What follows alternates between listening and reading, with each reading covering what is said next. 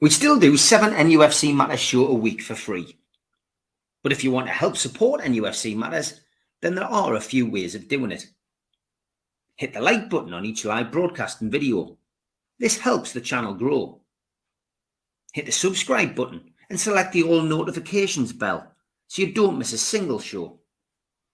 If you want to help us financially, then you can join the channel using this button with the membership starting at $1.99 a month. Or you can drop us a donation in the chat using a super sticker. We're also looking for sponsors.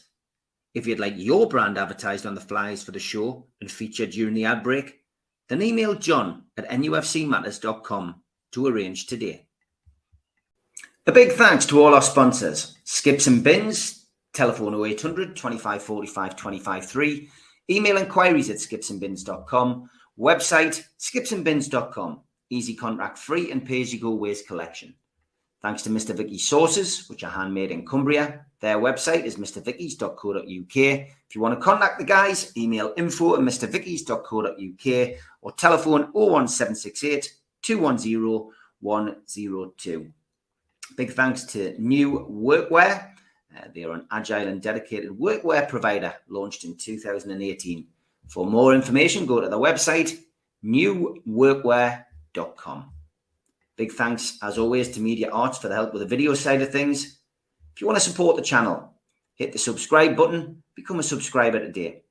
Hit the thumb up under the video, which likes the video, and click share to share to your other social media. Click join if you want to become a member of the channel for as little as $1.99, or take a one-off payment for the cult membership. You can get in via this QR code if you've got a smartphone, or look for membership pack on the website, nufcmatters.com. What do you get for your one-off £25 payment? You get a scarf, a pen, and a cup, and a membership card, and entry into the monthly draw. Don't forget, if you want a car sticker, all you need to do is subscribe to the show and then email John at NUFC Matters, and he will post you a free car sticker out. We're also available as a podcast on iTunes, Spotify, and other podcast providers. And we also support the food bank on this channel. NUFCfansfoodbank.co.uk is the virtual matchday bucket where you can make a virtual donation 365 days of the year. The new Alan Shearer raffle is underway. 150 tickets at £1 a ticket. You could win a limited edition signed Alan Shearer ball from the 260 dinner. Enter now at nufcmatters.com. We've got a few events coming up. August the 5th sees Gavin Peacock at the Tyneside Irish Centre. Tickets are £10, and you can get them now from nufcmatters.com. Our Christmas event takes place on the 7th of December at the Tyneside Irish Centre, and that's an evening with Frank Clark. Tickets are £15 and available from nufcmatters.com. Finally, Waddle, Keegan, Beardsley and Friends, the class of 84, is on at the Tyne Theatre and Opera House on Westgate Road in Newcastle on Thursday, January the 23rd. Tickets are now available from the Tyne Theatre and Opera House.co.uk or telephone 0844 2491 000. That's the box office telephone number 0844 2491 000.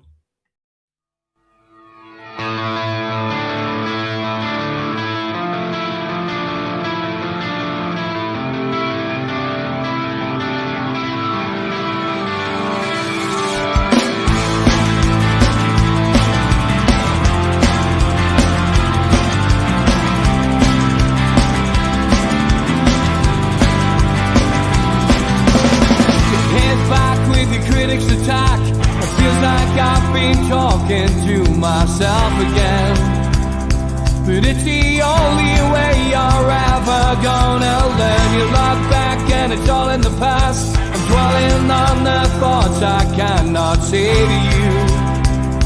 If I don't say the words, then maybe it's not true.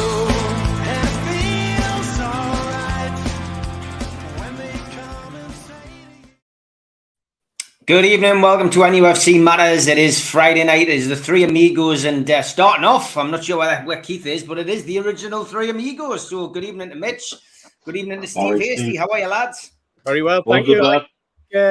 I think he's probably getting his budgie smugglers on because apparently it's really hot in Durham. Yeah, right, okay. It's hot everywhere, to be honest, but I'm not going to complain. Great to have the sun, and we've had a great week of weather, and a great week with Newcastle United, as always. Always an interesting story to be had, whether the season's on or off. Where to start, really? Well, let's start with the ticket information that came out today. We discussed it when it was suggested that this might happen and that might happen. I think what we tend to preach on this program is, well, let's just wait and see what happens before we start having a go at it. But we still have to give our input as time goes on. But in essence, cup seating now, basically Newcastle have sent an email out to all season ticket holders. They say the aim is to ensure all enrolled season ticket holders can enjoy eligible matches from their existing season ticket seat. However, for some domestic and or European Cup matches, seating requirements in specific areas may result in your existing season ticket not being available. Should this be the case, an alternative seat will be offered for effective matches. So that puts your mind at rest if you're going to be usurped for the Champions League. Cancellations. If you opt into a cup scheme or purchase the 3-match UEFA Champions League package, which we'll come to, and decide to cancel before or during the season, you will not be eligible to opt into packages for the following season. Refunds will not be permitted. Transferring tickets. For the first time next season, season ticket holders will be able to transfer tickets to eligible registered family members or friends. They must be registered. If they are unable to attend a match, this will be supported by ID checks at St James's Park. Quite how they're going to do that, I really don't know, but I guess they do have to put that in the small print. Further information on this and on mobile ticketing will be communicated shortly. Your season ticket, as we approach the new season, season ticket holders will be advised how to download your digital season ticket. Well, we knew it was coming. Now there's the proof. You'll need to download this once for the full season. So more information coming about that. If you enroll in any cup schemes or purchase the 3-match UEFA Champions League package, please note that separate tickets will need to be downloaded. So remember, even when you've downloaded your season ticket, if you've opted in for Champions League, FA Cup, Carabao Cup, you will need to download those tickets before you go to a match. We will, of course, remind you about this, each and every game that comes round to let you know. As we review our membership offering and look to minimise additional costs to season ticket holders, season tickets will no longer come with a membership pack or membership benefits automatically. Membership, including member packs and member benefits, can be purchased as an optional extra. Details will be confirmed in due course, which answers the question why the membership disappeared, because it's having a major revamp. So there we go. When will you receive your season ticket? You'll get an email in July with the full details on how to download it. What if I'm unable to access or use a smartphone? While we anticipate the vast majority of supporters will be able to use a device without any issues, we understand that not everybody can use does or have or use a smartphone. Accordingly, we will be making appropriate arrangements, and this process will be confirmed shortly. What happens if I can't attend a game? You'll be able to forward your season ticket to eligible supporters that are linked to your account via our family and friends, which we discussed earlier.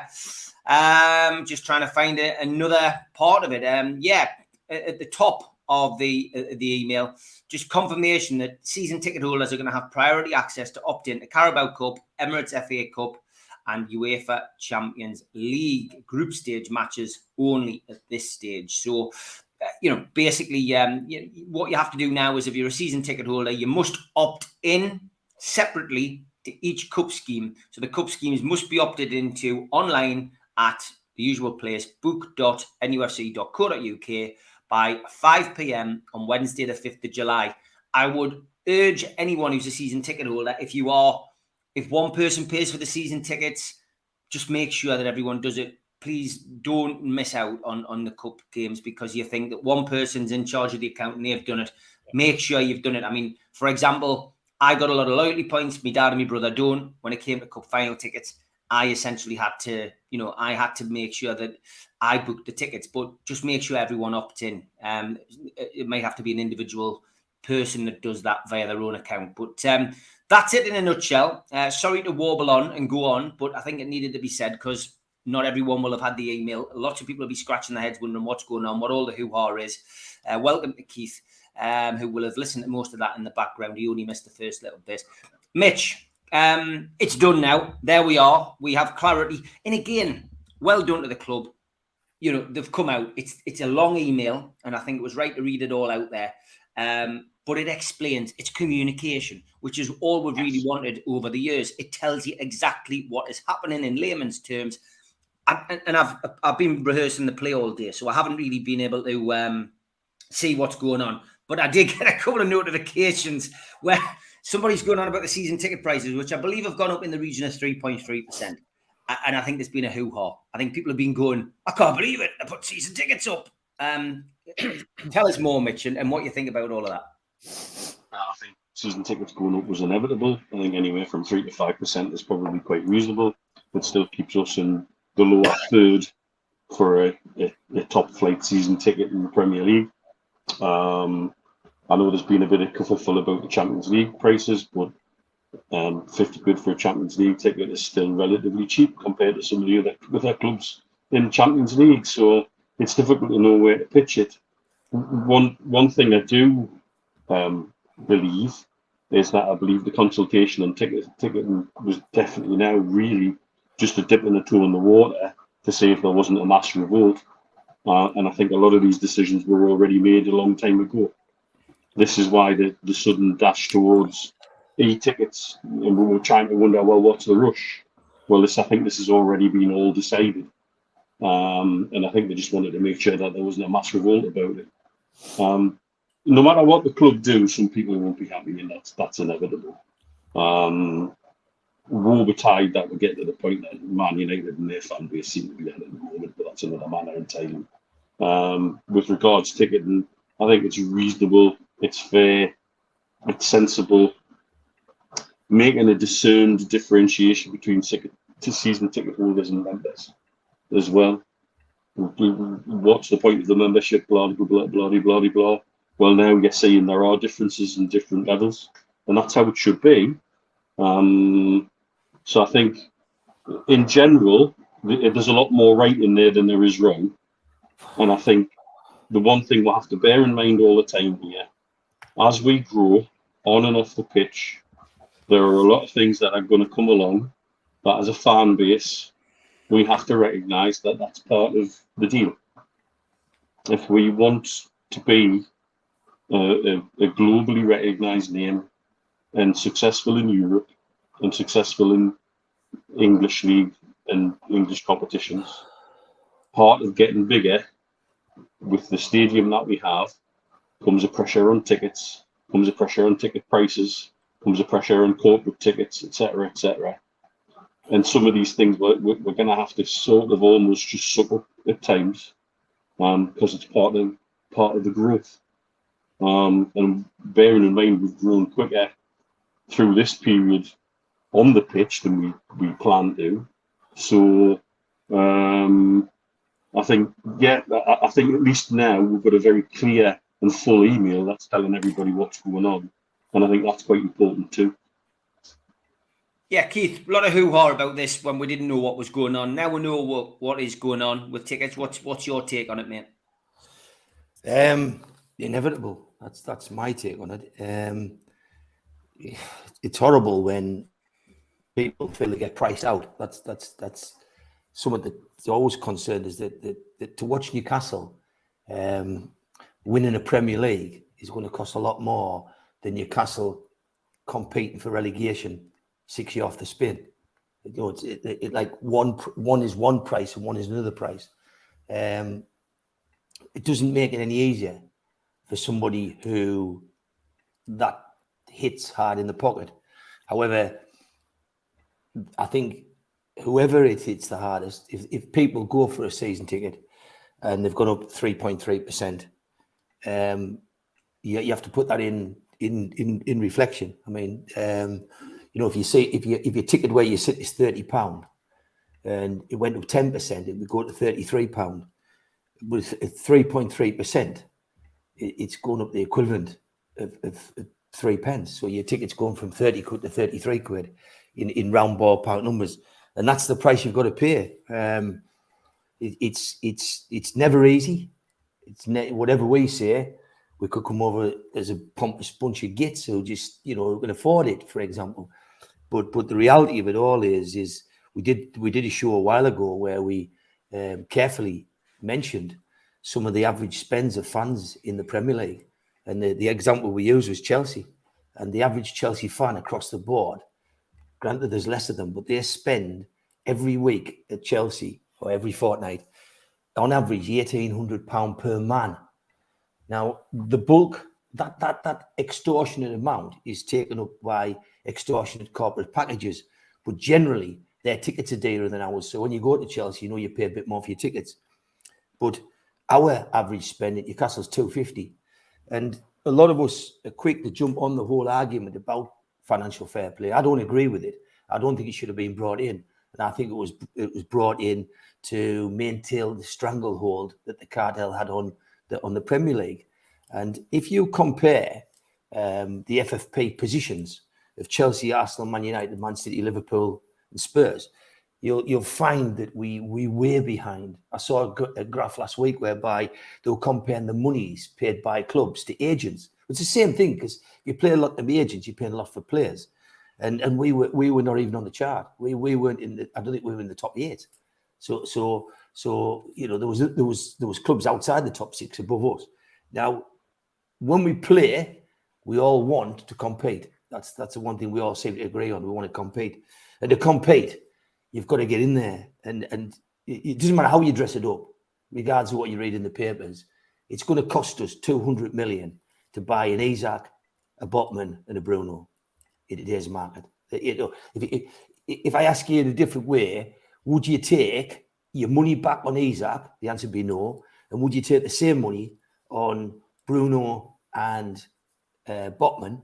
I'm sure the answer is going to be a no. So what you're telling us is their values has doubled. So to get them, you know, yes, you've got to look for people like Brighton have, like they pick Casado up for nothing, they pick McAllister up on the cheap. So you've got to do that. But one way you've got to do it, you've got to justify your FFP, and that is by bringing sponsorships in. Unfortunately, it includes getting your match day figures in line with the other Premier League teams, and that's a pill we'll have to swallow if we want to compete.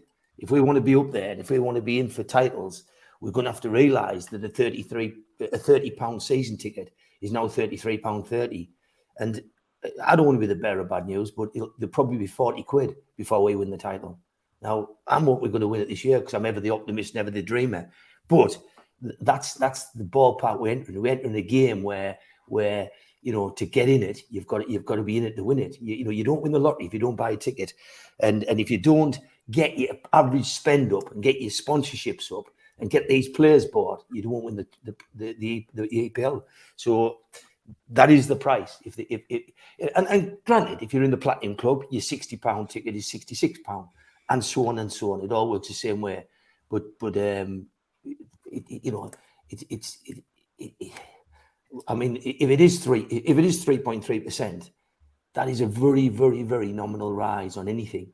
If you look at inflation, it multiplies that. If you look at interest rates, the increase in interest rates in the last 12 months have gone up a lot higher percentage than 3.3%. Your mortgage has gone up bigger. Your electric bill has gone up bigger. So the question Newcastle owners will ask, rightly so, is why shouldn't we go quicker? But I've got them numbers wrong. If your ticket's £3, if it's £30 for a ticket and it only goes up 3.3%, it's going up like a quid.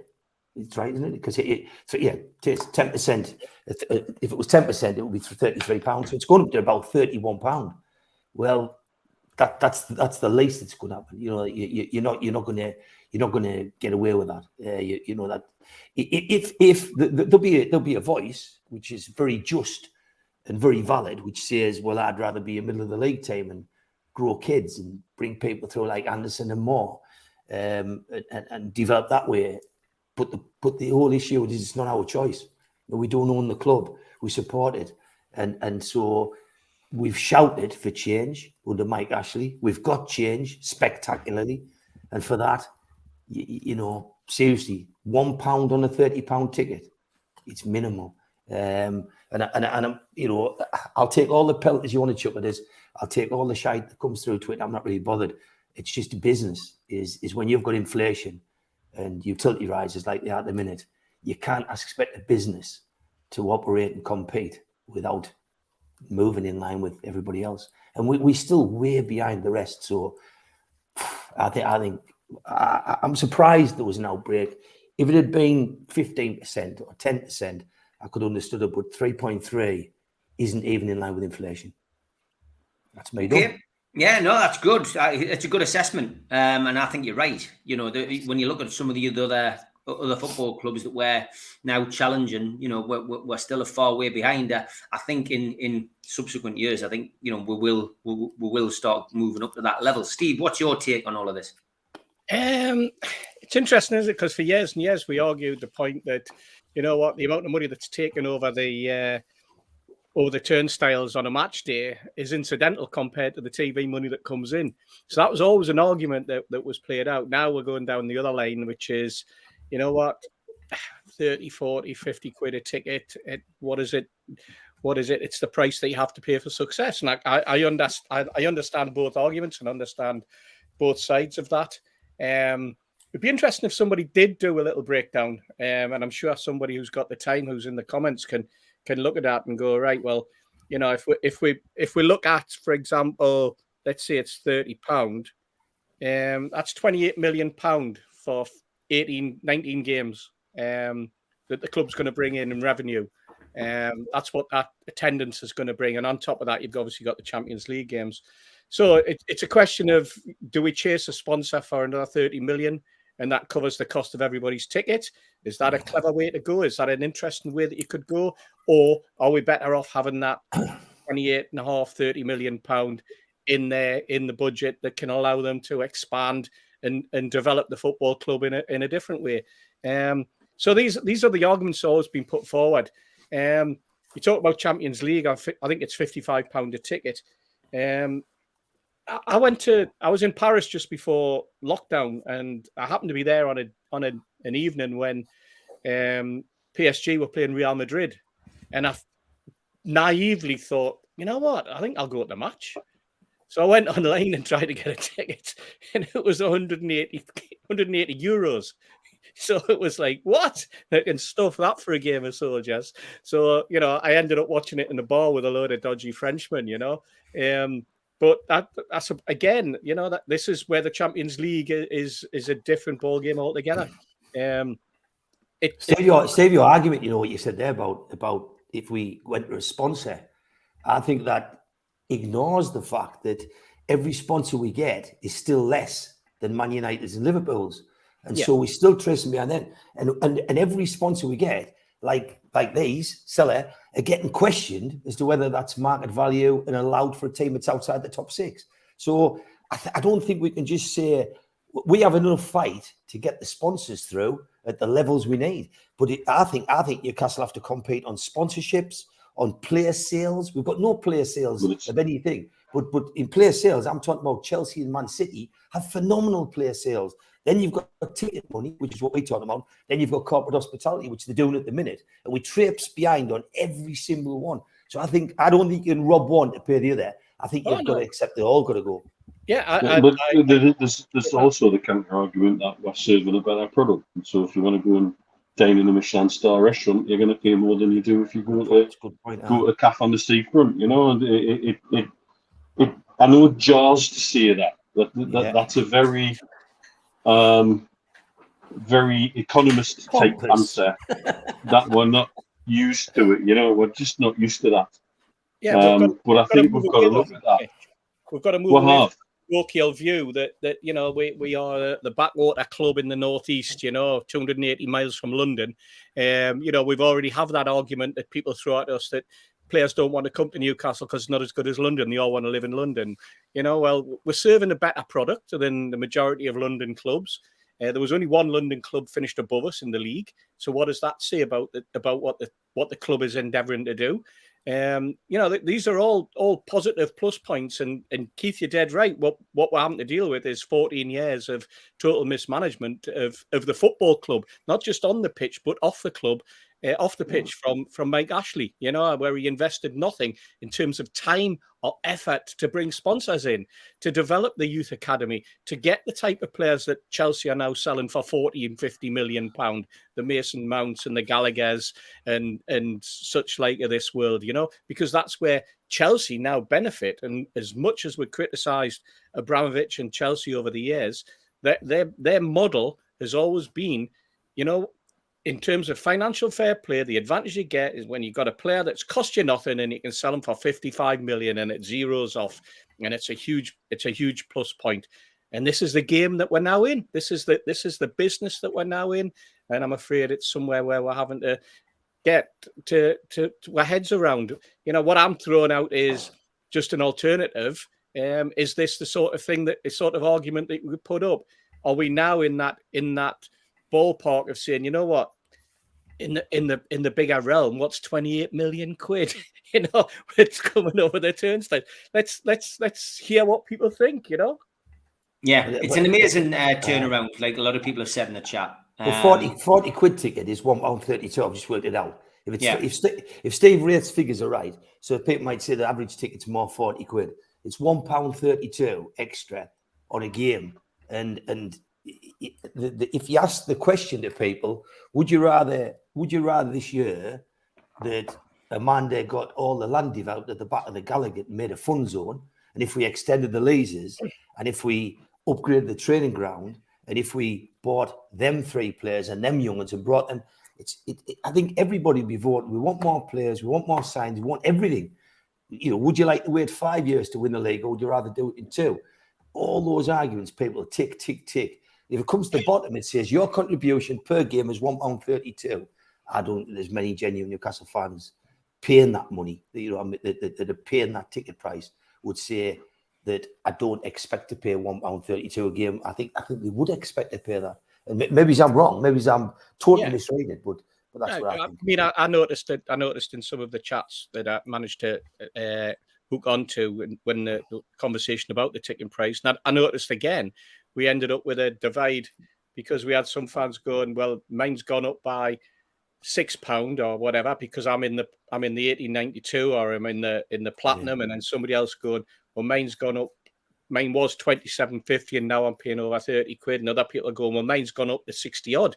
And then you got the counter argument, which is, well, you've got a better seat. Wow, all of a sudden you're sitting in a better place. And we all just want to watch Newcastle United. But now it's all spinning around to where you're sitting, what view you've got, whether you're behind the goal or at the side. And this is, I suppose, this is what happens, especially during close season when there's no football to be played. We start to analyse various other aspects of Newcastle United and dissect it. And again, social media, that's what it's all about. That's what it does, you know. So I think, Steve, that it's all right. I think we've got rich Saudis, but the Premier League are making them account for every penny they put into the club.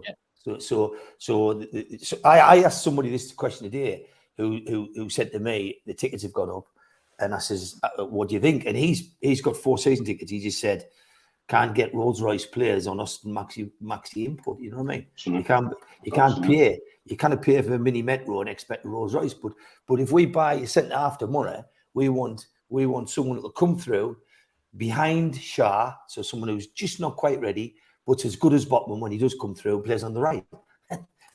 That's 50 million. Do you know what I mean? Yeah. So I think there's another aspect of it as well, Keith, that we got notified of this morning, which was match day sponsorship.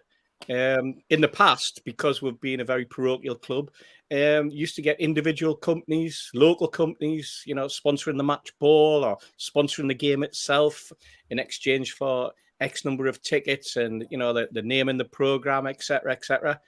Turns out this season, a lot of that is gone. A lot of those offers and opportunities for local businesses to sponsor 1 or 2 games a season isn't going to be there anymore because we're going for the bigger fish. The commercial department's getting their act together and they're starting to look at other avenues. They're looking for much bigger corporate companies coming along than the guy. I mean, we used to criticize football in the past. You know, you go back to the 70s and used to talk about the local butcher at Burnley Bob Lord, who, lorded literally over Burnley and used it, and it was like a rod of iron in the way that he ran the football club. But he was just a local butcher, but he has so much power. And I don't know whether anyone listens to the Price of Football podcast, but Kieran Maguire was just explaining the other day to fans that who this guy was. And this was a guy who actually banned TV from his ground back in the 60s and 70s. He had so much power, but he was so parochial. Our football club's gone international now. It's gone international in the last 2 seasons, since the Saudi takeover. And this is just going to get bigger and bigger and bigger. And it's one of the prices that we're going to have to pay. In fact, I think there's going to be a lot of prices we're going to have to pay. And I mean that in inverted commas, not physical prices, although there will be them as well, where the football club's heading. Success breeds success, but it also breeds problems. And this is what Amanda and Meardad and Jamie Rubin have got themselves into, and this is what we're all crying out for success. They're going to have to bring it, and they're going to have to find the right way to do it. Yeah, and that's just the way it is, guys. Unfortunately, we've just got to accept it. And getting back to what you said about social media, Steve, I made a point the other day that at least people are now talking about tickets and not talking about a bit of stitching on a top. But social media has changed things massively. You've hit the nail on the head, because once upon a time, if somebody wanted to complain about the stitching on the top or complain about tickets, the only avenue was writing a letter to the Sunday Sun to see if they could win the £25 letter. And that was always at the editor's discretion. And you know what? There was never any hoo-ha, because all we were interested in was having a pint and going and watching the football, win, lose or draw. Whereas now it's all about, I'll stick that on Twitter. See how many likes I get. See how many retweets I get. See who I can upset today. See, it's bonkers. It is. But anyway, there is a side to that I get, Steve, because I was going to have a little bit of a rant today about stitching on badges and saying, well, hang on a minute, what about the stitching on the green top last season? It's no different to that. And yet there wasn't a big hoo-ha about that. And please God, let us not become that kind of fan base. Yeah. But then Castoria don't help themselves, because I'll give you another Castoria tale, if you will.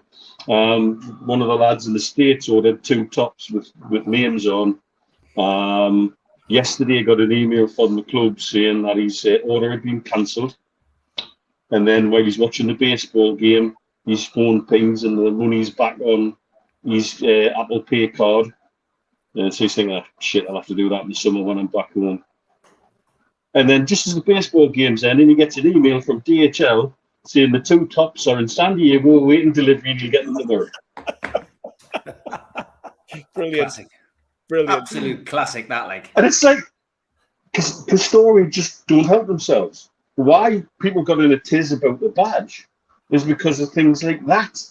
This history they've got of just delivering poor customer service and poor quality. I've got another chat penciled in with the lad from Noon next week. There's still no stock in the Newcastle web store for Noon. No stock at all. Neil, can I give you one? I decided to miss out the post because I heard how bad that was. So I was up at the Sam Fender gig on the Friday night. So I got Mrs. come stand the queue with us. It was an hour. It had been an hour all the time from 8 o'clock, 9 o'clock, 10 o'clock. Anyway, got in the queue at 10 o'clock. Waited an hour to get the top, this one. And then it was 2 hours if you wanted to get the Champions League badge on. So, but you can go back and get that. So I'll go back. This is I changed 4 tops in the shop, right? So I got my size and I looked at it.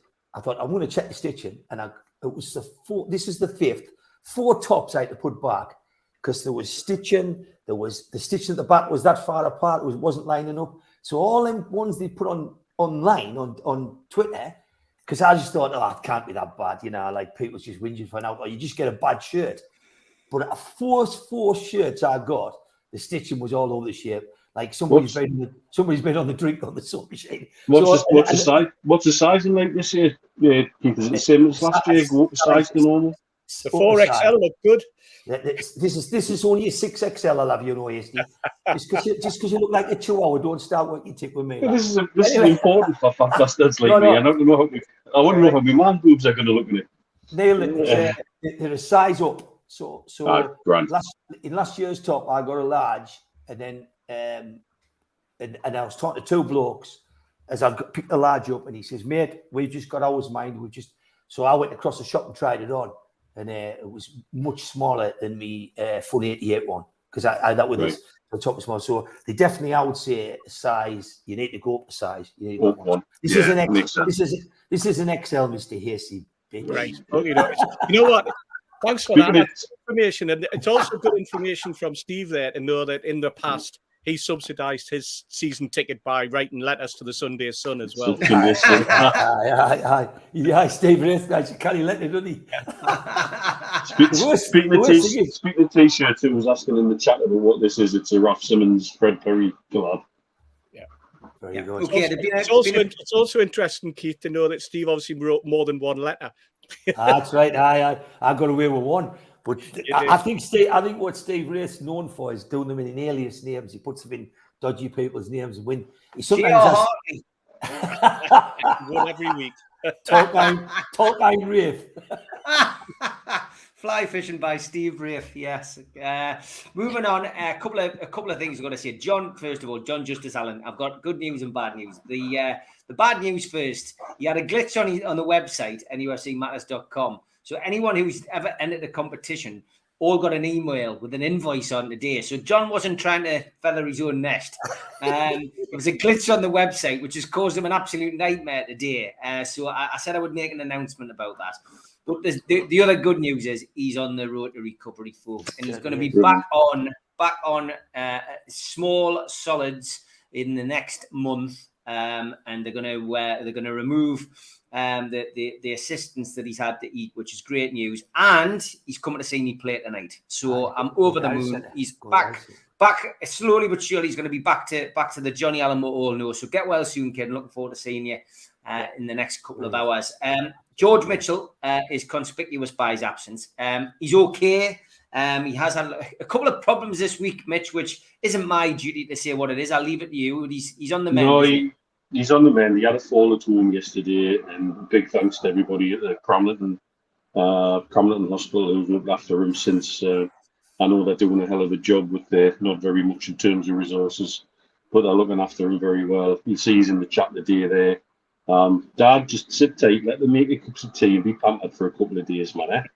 And then once we get you over here, we'll get you in the sun next week, and you should be fine there. Exactly. They're going to call that the Cramlington NUFC Matters Hospital, because in the last 2 weeks, they've had John Joe, they've had John Allen, and they've had George Mitchell. Unbelievable. Well, get well soon, George. You're in the right place. All the best, George. Sit back and enjoy that little bit of rest, as we've said, mate. Because ultimately, it's you've got to take it easy, George. Don't be trying to get on the podcast. No, on the podcast. Just make sure he's on the bloody plane on the 25th with Indy, and get them over here, and we'll have a good week out here. Exactly, and don't go rounds with your son. That's the other advice. Would he be having a laugh about that now in the hospital? Well, all right, the biggest laugh. One of the bloody problems he's got is gout, and he's never had a drop of bloody alcohol in his life. Exactly. Yeah. I didn't know if you can get vicarious gout, but Tell him not to drink with a man with a pink head. Well. Yes, don't drink with a man with a pink head. Okay, we're going to have to move quickly through the show tonight. We're going to be finishing in about 10 to 6. Still an hour and a half for you, though. Here's Tweet of the Week.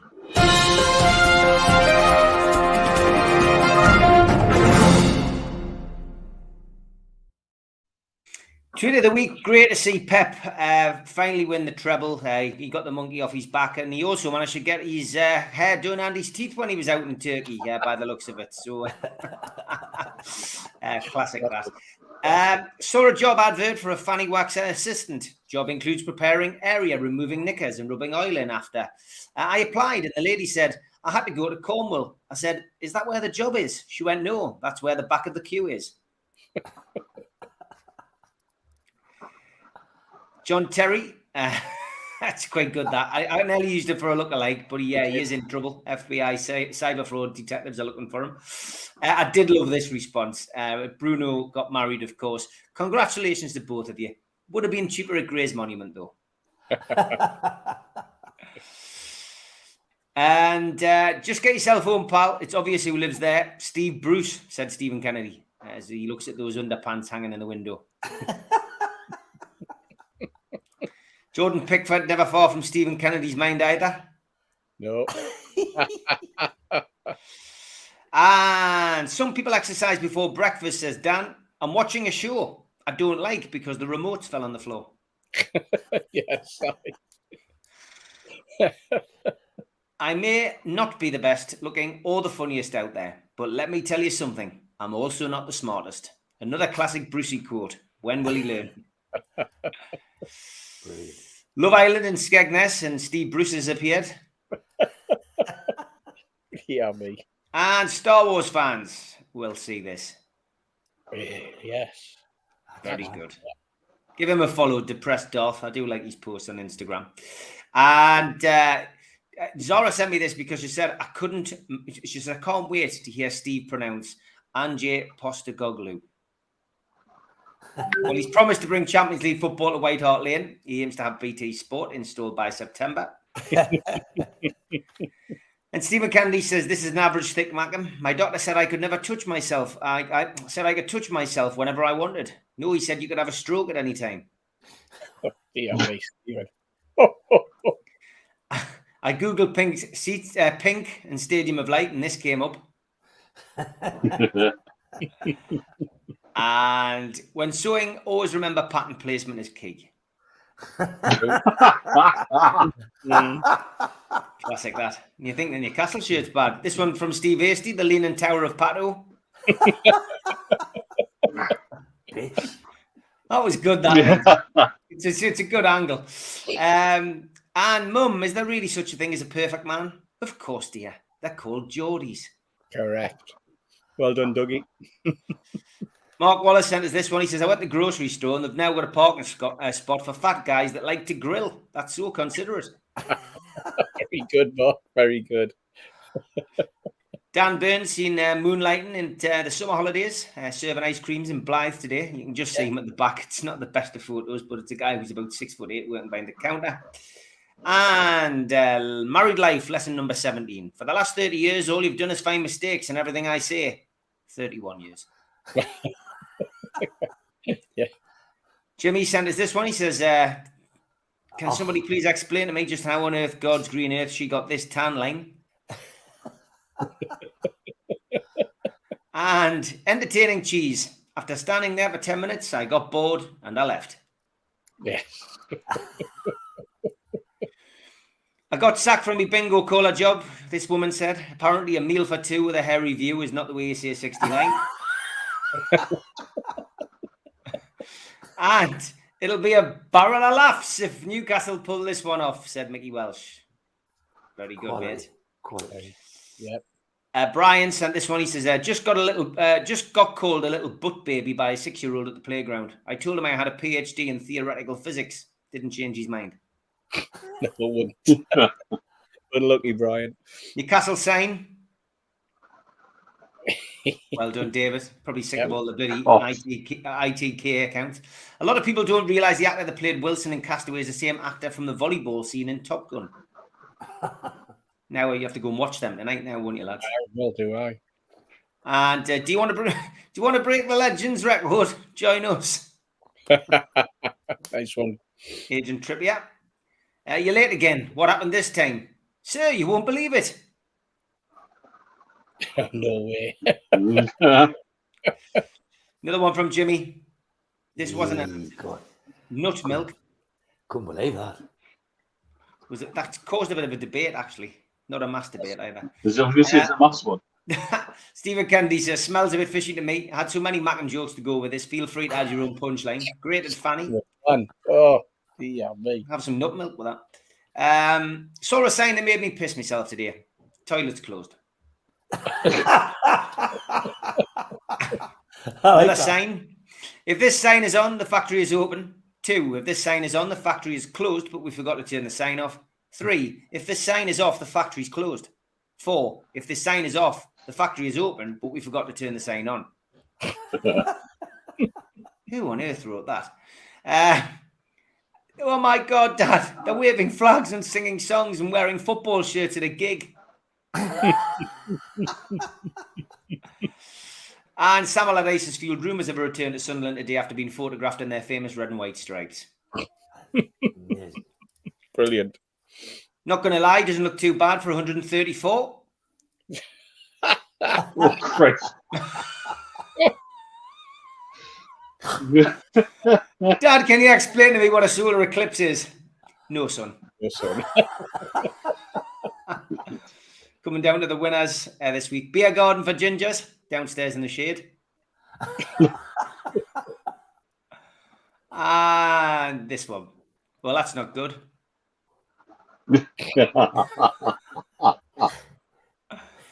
And is this? I've got now. Is this the winner? Yeah, this is the winner this week. I always like to show Donna Siggers a good time in London. A nice visit to a museum. That's me, mate. Davey, I told you I'd show you on the show. There you go. That's your moment in the sun. Is this one as well? Oh yeah, no, that's a different one. So I'll come back to the lookalikes later on. But that's your tweet of the week. Thanks to Zora as always for sending that in, and everybody else who contributed. Get them over to me at Steve Wraith or the lads on Twitter, and I'll get through as many as I can next week.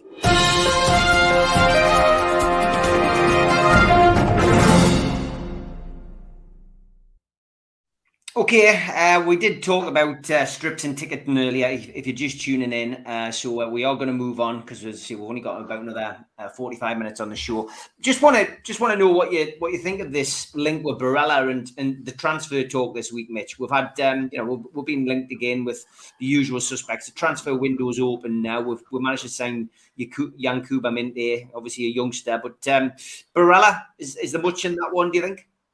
Came up with left field. And I think it's very much the case at the moment. Nothing really leaks the way it did a couple of years ago. I'm always wary of anything that Luke Edwards sticks his name on the end of, because he's such a bloody worky ticket and always has been. I remember crossing swords with Luke when I used to do a press roundup. When I used to write for the in the early days of True Faith's website, I used to do a press roundup every week and constantly used to cross swords with Luke. But he's a grade A working ticket. But on this one, it was such an odd name from left field with certain specifics that would be difficult to make up. Do you know what it is? This off season, I'm enjoying the journey. I'm not worrying so much about where the destination is and who we're actually signing. It's just fantastic to be linked with top quality players, and nobody's going, nah, never in a million years. People are going, oh, hang on, that could happen, that. And that's brilliant for me. So, do I think there's something in it? Yeah, there's definitely something rumbling, because I'm aware of a transfer that was being set up that looks like it's been put on the back burner now, as Steve would agree from what we've heard. That the name was mentioned and the phrase "bigger fish to fry" was used after it. So I think is anything big going to happen while the internationals are going on? Not sure. Maybe it's not publicly, but I think if it's true that Spurs think that they're going to get Maddison and Barnes for 50 million, Daniel Levy's been on the mushrooms or something. You know, that's ridiculous. But that bid for Barella, and it's a good bid. It's a good price. Need cash, and they need cash badly. The Champions League run they've had and do them some good, but I think they need still another 250 million that are going to default on one of the high interest loans, and that will bring a world of interest related pain on them. And that owner has quite clearly stated he doesn't really want to put any more money in the club. He can't, because the Chinese government are stopping them from putting more money in, pretty much. Yeah. So they may be looking at their squad and saying, well, it's not a case, and we've talked about this way back, that we might be in a position where we could play hardball over transfers because people would need money and we don't need money. And so we can go to them and say, well, we can help you, but we're not paying that. And that puts us in a very strong position.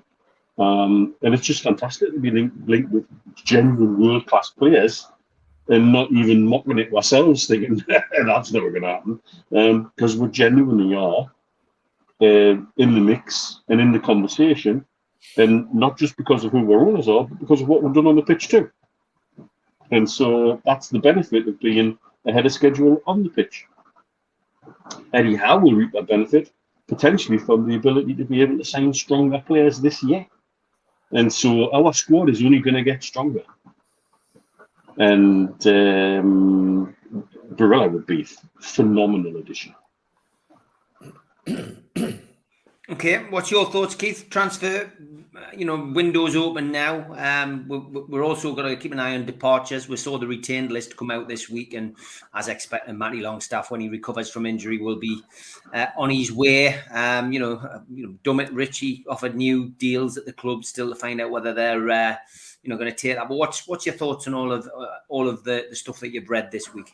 The first thing that comes to mind is within 20 minutes of sitting on a podcast, we switched from tickets going up from a £40 ticket going up £1.30 to the first kid we're going to buy who's not ready. We're going to farm him out, but he's a good player for the future. Is €7 million.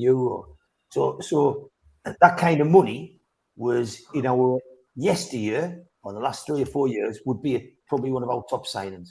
So if we spend 7 million, you would imagine whoever we bought would come at the first team. And now we're spending that kind of money to give a kid a loan period at one of the best clubs in Europe for bringing kids on. They've got more pedigree for bringing people on.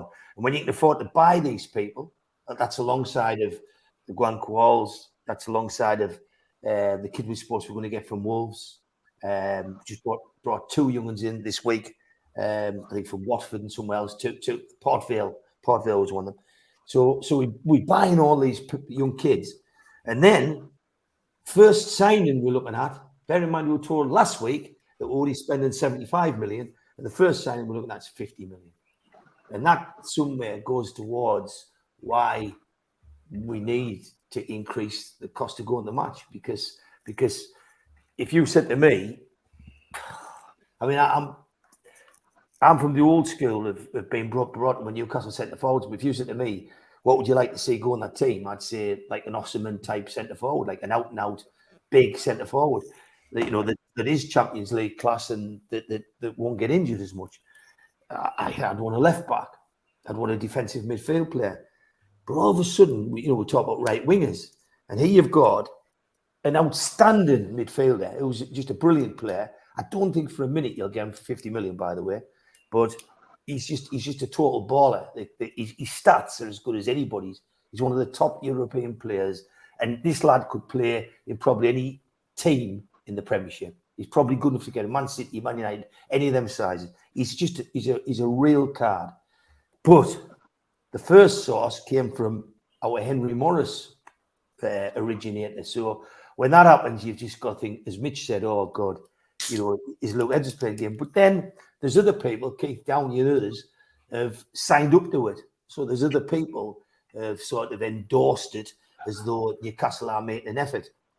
The interesting thing I read this week was the tax situation in Italy. I didn't know it was what it was, but if you look at it, if you see what this guy earns, he's not on that astronomical money, despite he is one of the top players. He's on just over 100,000 a week, and the Italian tax laws means he doesn't take home anywhere near what he should. And when you switch this over, I think it's a doable deal. I think it's a case of Newcastle playing hardball because Inter Milan are desperate. They probably need revenues of something like 200 million to satisfy their FFP. It's about 270, mate. Well, 270 million. I've seen it in black and white. So they need 270 million in. So you could really say that all their teams are for sale. It doesn't matter, they say they had it in the Italian press to say this guy's not for sale and he's up. Nobody's not up for sale in life. Every single thing's up for sale, and that's the sad world we live in. It's controlled by money. But at 50 million, I genuinely believe Newcastle would trade and they would take him. I think what Newcastle's gone in and said is, if you're short of money, we've got the money, we'll take and we can afford his wages. But I think that when the negotiation gets down, if it's Newcastle that's deal with him on this player, I think you'll find it'll be 60 plus. So it'll be 60 million plus appearances plus, Champions League. There'll be bonuses, and I think it'll take the deal to near 70 million. He's that good. He's a phenomenal player. We've got Isak, who was lesser known, for 63 million, and that's the kind of money you've got to pay for these people. I think the 50 million's a bid by Newcastle, saying, "Look, you're skint. We've got money," which is, I think, it's a smart move. But I don't normally. If Luke Edwards said it was Friday today, I'd check the calendar. But I think there's other people have said that Newcastle are having a crack at this, so I don't think it's dead. Would I take him in a heartbeat? I think he's brilliant. Steve, thoughts on transfers ins and outs? Interesting one as well. Off the pitch, Les Ferdinand stepping down from QPR today. Often thought of as somebody who the club would, do well to attract, in some capacity on the ball. But players, Steve, thoughts? Yeah, take the Barella one first. They say box to box, and that's what he is. Literally a box to box midfielder. And Italian press described him as very similar to Steven Gerrard. Jorginho described him as very, very similar to N'Golo Kante. And when you're 26-year-old and you're being compared to those type of players by fellow footballers, then obviously there's something about you, So I think it'd be tremendous. We're all looking at Maddison. Everybody's, that seems to be the press, and Maddison is the one that we're supposed to be chasing. I think the Ward-Prowse one is probably drifted. I'm hearing. The sort of money that Southampton are looking for him is way, way beyond what most football clubs would want to pay for him. And if Newcastle are in the ballpark for the likes of a Barella and other players like that, then it can only be good for the football club. It can only be good for us as supporters to actually see quality footballers like that. Can you imagine a midfield that included someone like Barella, a Maddison up front, Bruno, Joe Linton, Willock, the movement that would give us, the alternatives it would give us. Long staff there. Oh, let's not forget Sean. Yeah, absolutely. And it's the same up front. When you've got players like Isak with the mobility that he has, they're holding the ball to be able to take players on. I think the football's changing so much so quickly. That I sometimes think you're no longer pigeonholing a player to say he's a central midfielder, he's a left-sided, he's a right-sided. I think Guardiola's shown this season, Haaland being the exception, but even Haaland tends to pull onto his left foot, and he plays with what now is a three-man defence, sometimes a two-man defence, and shoves everybody into the midfield. Completely changed and revolutionised the game. I'm listening to people talking about Arsenal and how they're going to play a four-man midfield, one up front, two sitting behind. It's evolving. Everybody's looking for that extra edge, aren't they? Versatility and the ability to create overloads and the ability to create mismatches in certain parts of the pitch is now the key.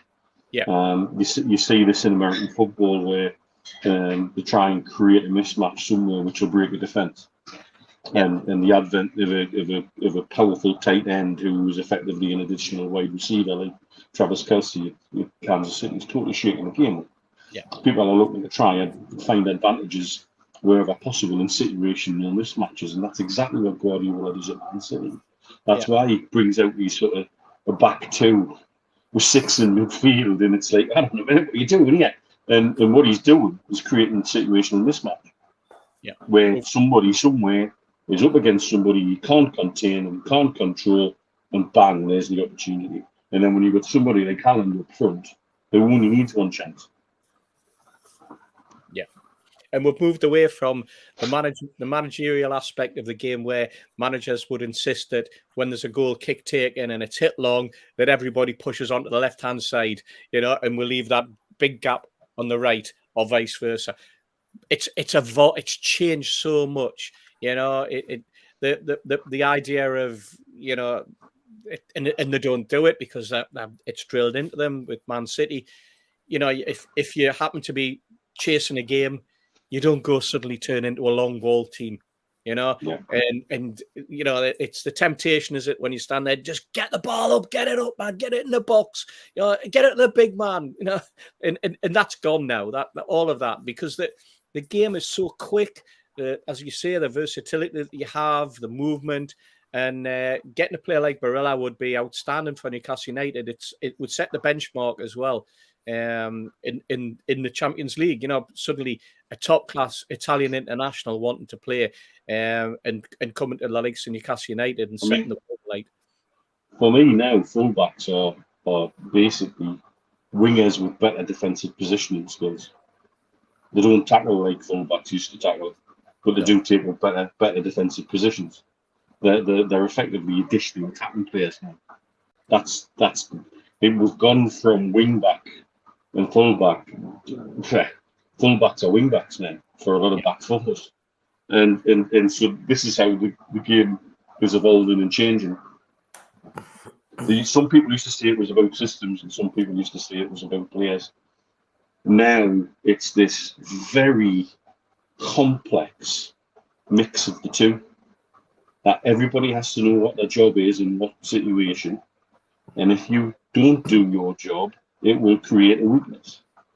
And I think that if you look at that about how Eddie Howe works, then look at about certain players who people are desperate to have in the team sometimes. Why aren't they getting in the team? Because they're not doing what they're told. Yeah, it's that coupled with zones.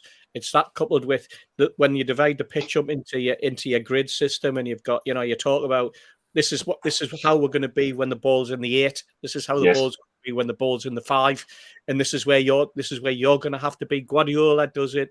Eddie Howe does it. This is the way that the game's evolved, and this is the exciting. This is what's great about football, because every manager will have his own little idiosyncrasies. You know, you're hearing that Arsenal want to go with 2 central defenders and 2 central midfielders, and in the likes, you know, that's why they're buying Rice, and that's why they've already got Jorginho, and they see that, and they're also talking about Caicedo, and you're thinking, well, what sort of formation are they going to play then? Yeah. And this is what, you know, two. In the past used to say, well, they're only buying them because they're for sale. You know, they're buying them because they're buying the best players, they're buying the availability to stop somebody else. But I think it's, you know, and you've also got to remember how many extra games we're going to be playing next season.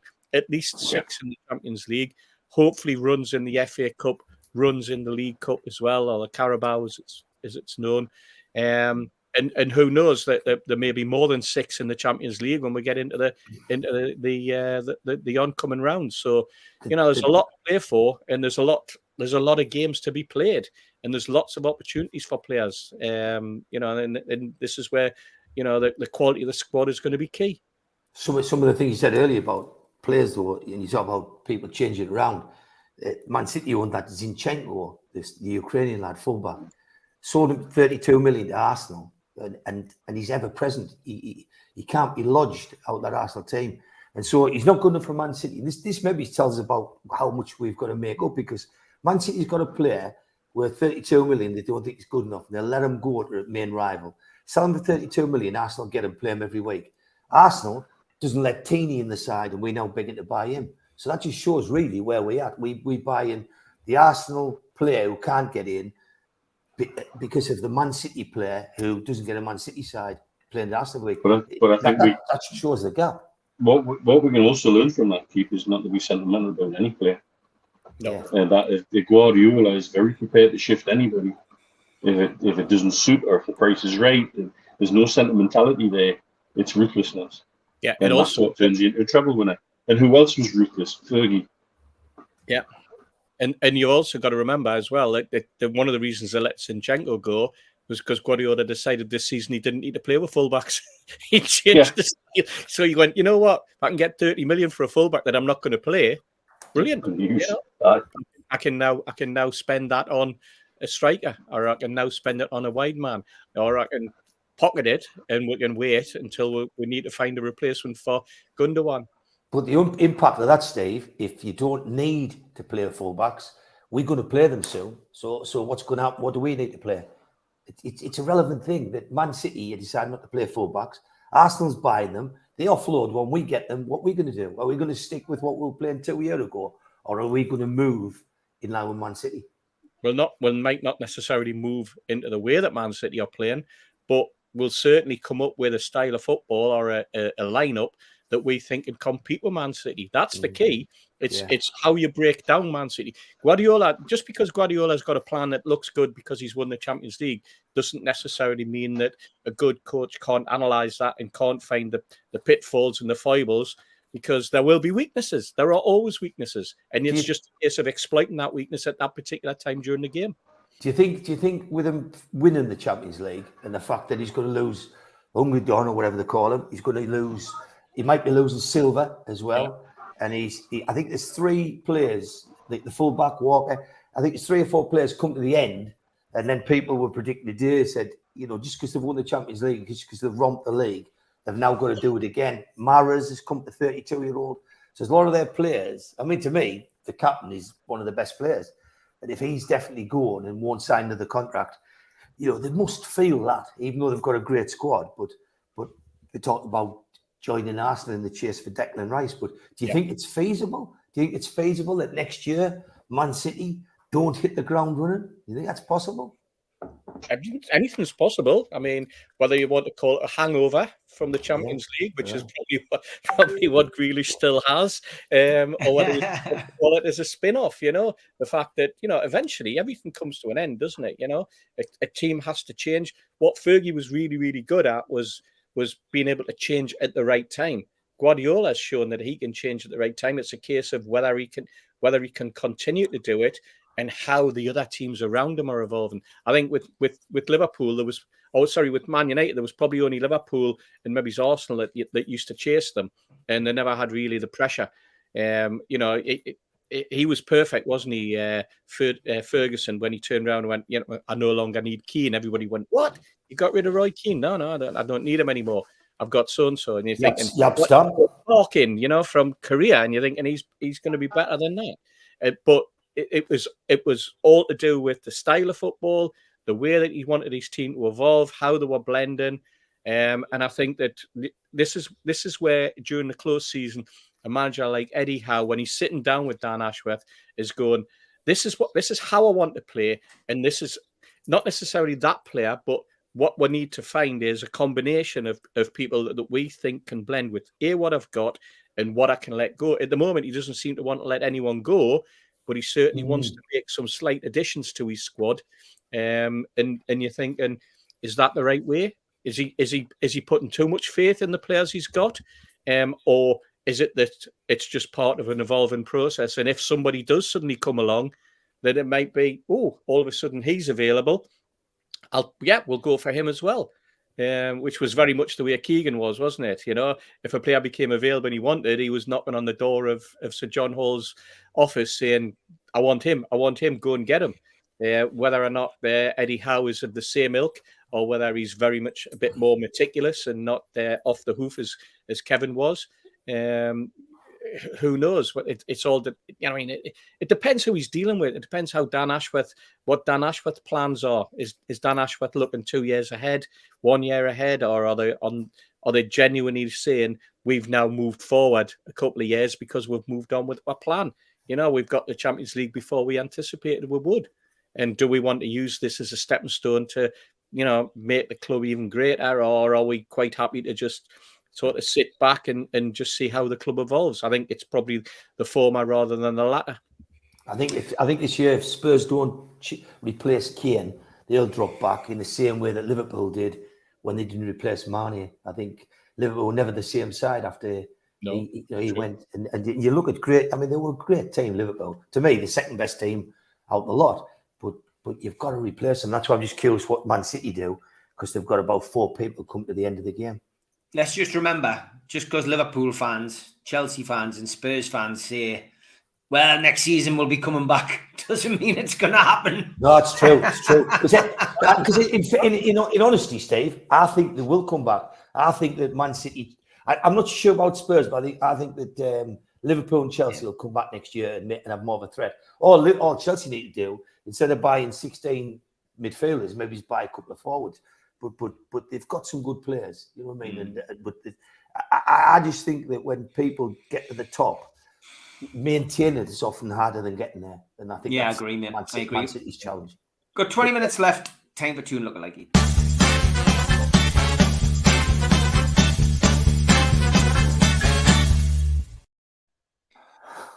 Okay.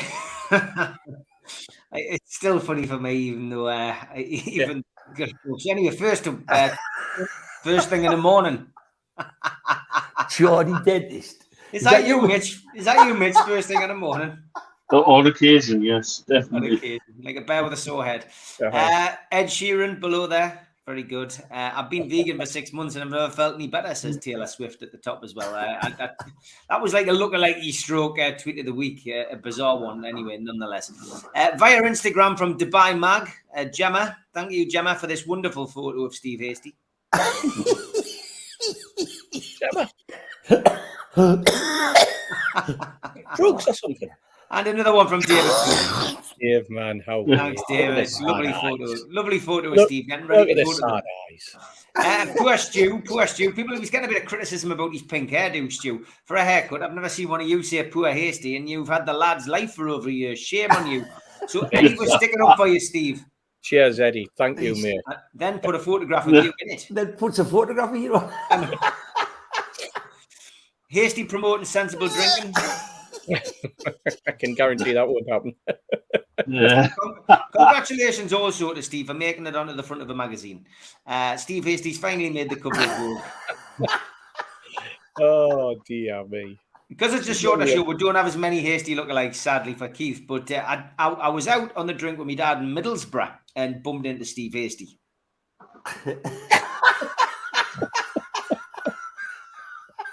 Oh, dear.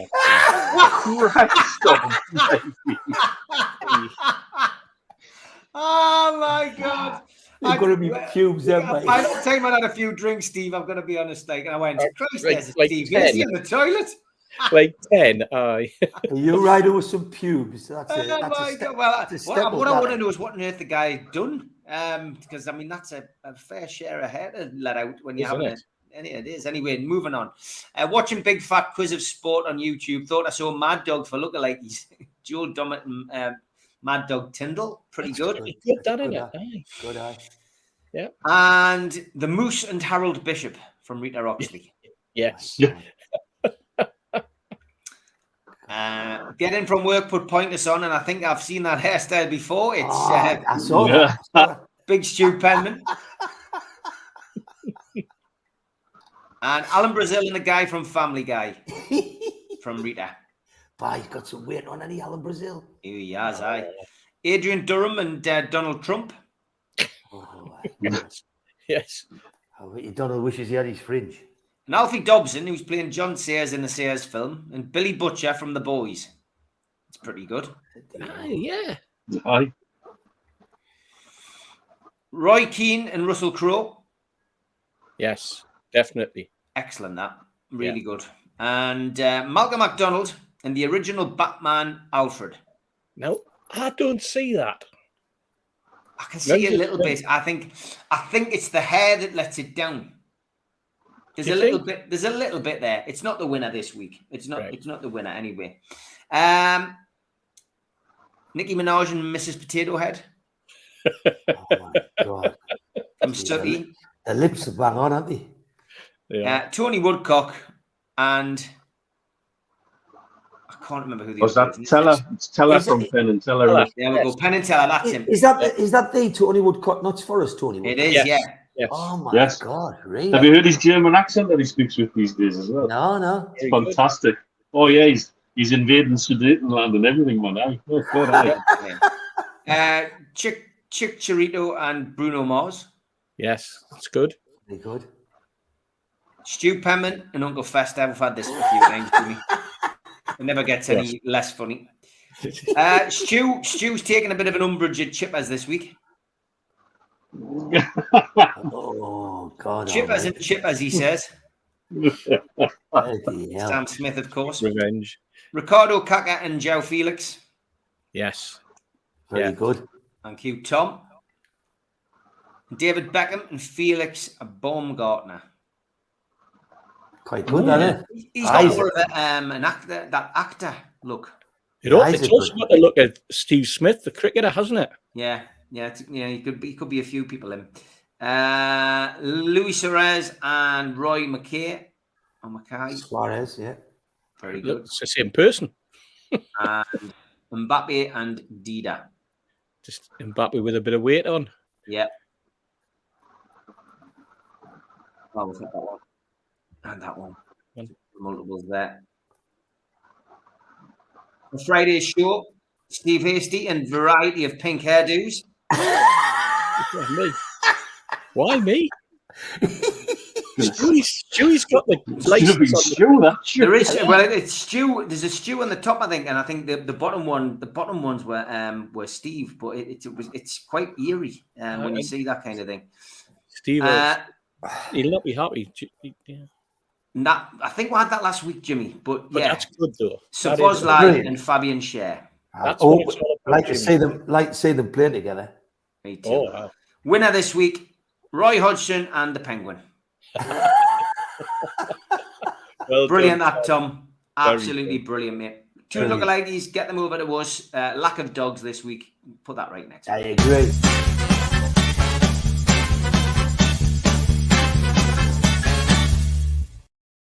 I think it's because Steve banned them. Well, I did. Yeah, I'm gonna loosen the ban a little bit. I'm gonna loosen the bands off. The bands off. Certainly 79. Can I ask Mitch, Keith, and Steve the question I asked Liam? This is going to finish the show off. If you could bring back one Newcastle legend to our current squad that would be a missing piece to having a successful team, who would it be, Mitch? Shearer. The amount of chances this team creates, how many goals would they get a season? He'd break records. Okay. What about you, Keith? Shearer or somebody else?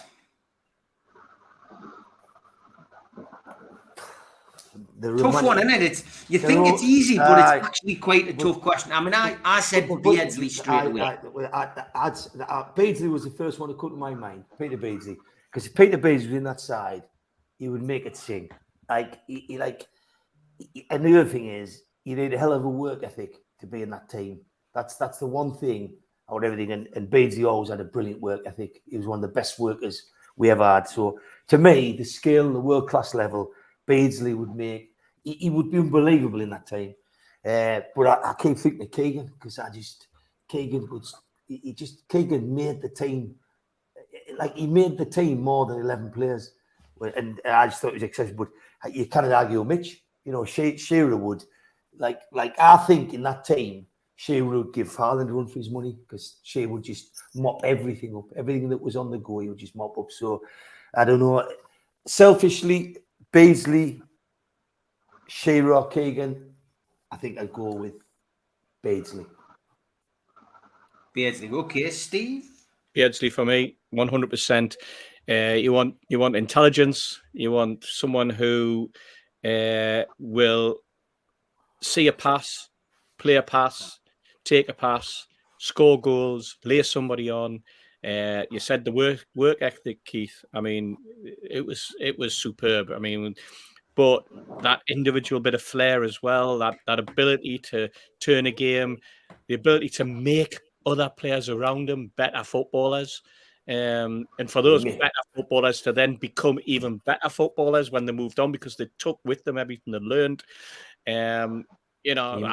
Peter got 68 caps for England. He should have been 168. But we all know that, when you look at England, the number of other top-class footballers who never really got the recognition at an international level. I think Peter's problem was he got into the international team a little bit too late. An absolutely superb footballer. And in this lineup, in what we have, just thinking about Beardsley setting up Bruno, playing passes to Isak, with somebody like Wilson up front, where Beardsley would dance round three and Wilson would just stand on the penalty spot and just tap them in. It would be a dream come true. So for me, Peter. I think the other thing is I think he would make these players, put them in positions like he did with Andy Cole. I mean, he literally made Andy Cole, and then Andy Cole went on to Man United to what he was capable of. But Beardsley would put them players you talked about in positions they wouldn't dream of. He put people in space that they didn't think they had. He just had that unbelievable talent to do it. But Mitch has got a good point because if we get a world-class centre forward in this team, and I mean someone who's playing every week, like they can stand there. I don't think Isaac is a centre forward. I think Isaac playing off a centre forward. I think Wilson's good, but I think age and fitness-wise, we need an Osserman. That's what we need. I think what you'd also get with Peter is, though, you'd get something very similar to what we're getting from Kieran Trippier, and to have two like that in the team, leaders, people that within the changing room, it's not the shouting and bawling, it's the calmness, it's the ability for them to explain that type of thing. I mean, Alan was really good at running a changing room, and he had great people around him like Rob Lee, Gary Speed, the name that's mentioned there. You know, it was a totally different situation. I think now with a lot of foreign footballers, having someone like Beardsley as part of your squad would just be a dream for them coming into, you know, and a guy who, you know, played the game in such a way, so clean. You know, the something for them to admire off the pitch as well. I'll tell you the other one's Gaza, but not the Gaza we had, the Gaza in his pomp. Yeah. Sticking him in our 11 now. You know, those games where we struggled to unlock teams. Yeah. That would be the guy that would have unlocked them. Yeah, it's a good shout. That's a great question. Thanks for asking it, because they're fabulous.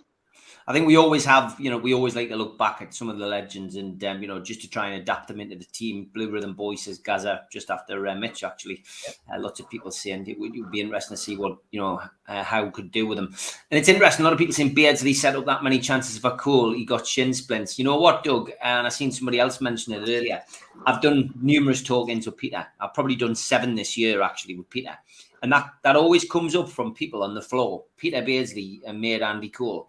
And Peter does watch this show religiously. He might not see every show live, but he does watch them back. And he said time and time again, it wasn't me. Watch the videos back. It wasn't me.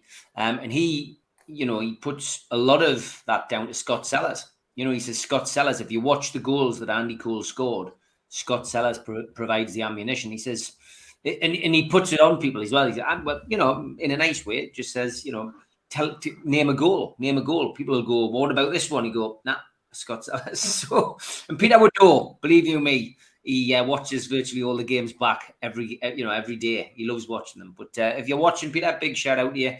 We'll be back together soon. Got a couple of potential talk-ins. So, you know, that is how Pedro is. He's an amazing guy, says Barry, which is very, very true. Okay, I've only got a couple of minutes left. Got to go and tread the boards tonight. So, without further ado, it is Troll of the Week.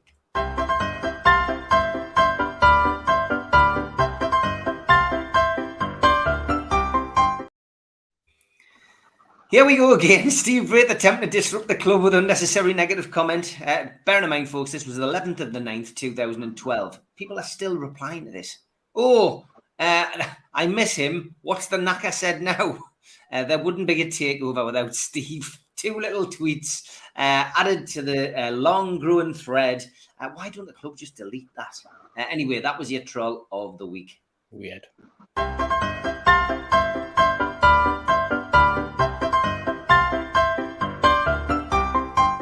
I do actually have a day I met, which I didn't do earlier, so I'll do that now.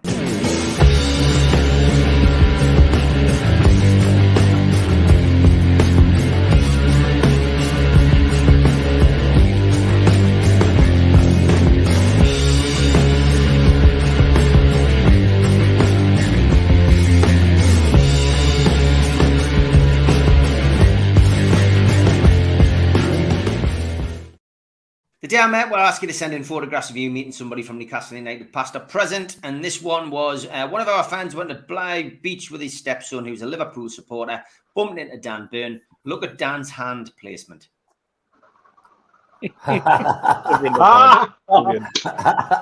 Brilliant. Absolutely fantastic. If you've got a photo of you with one of the Newcastle players or somebody from past or present, send it in. I will feature it on the show. Terry, I know you're watching or listening. I've got yours for next week. So thanks for sending that in.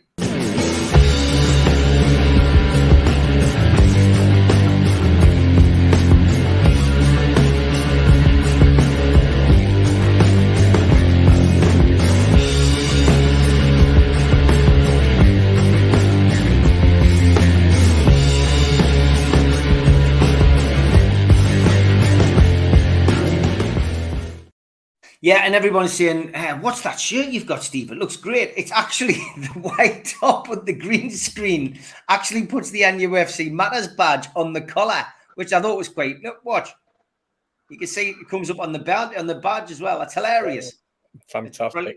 It is funny. So yeah, it's not a new Looks top, good with guys. the black, I must admit. Yeah, it does actually. It looks good as black and white, though. It does. It's the green. Because you say we're not at Elliot Slessor for a while.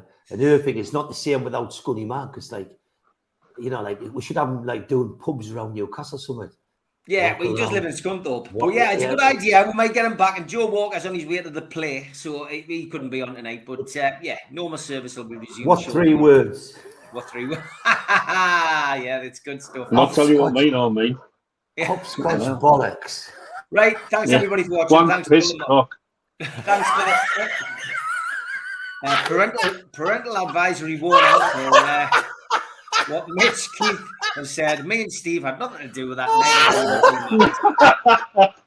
Anyway, we will be back tomorrow. Pre-recorded show in the morning. Ben Jacobs does his transfer show. It is well worth a watch. I went through Barry Hogan's list with Ben, and he didn't take half an hour on each question. We got through the vast majority of it. So if you want to know who's in and who potentially is out, watch that. And then the professionals, me, Mitch, and Stu, are back at 4. Thank God that's recorded, Steve. Because people will just be filling Ben's thing up with what 3 words, won't they? There will be. All right, guys. Have a good weekend. See you soon, Steve Hasty. See you tonight. Take care. See you later, mate. Take care, everyone. Bye.